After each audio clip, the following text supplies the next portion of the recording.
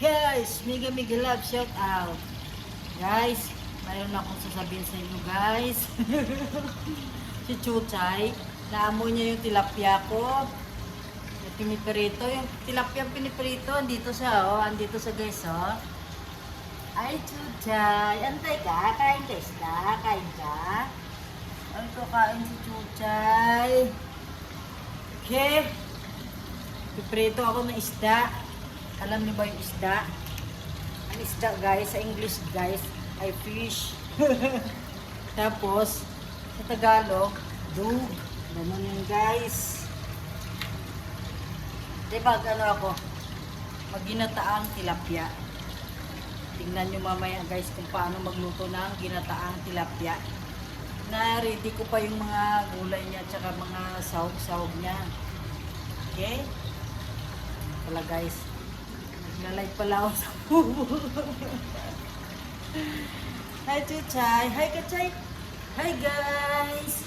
Welcome to my vlog.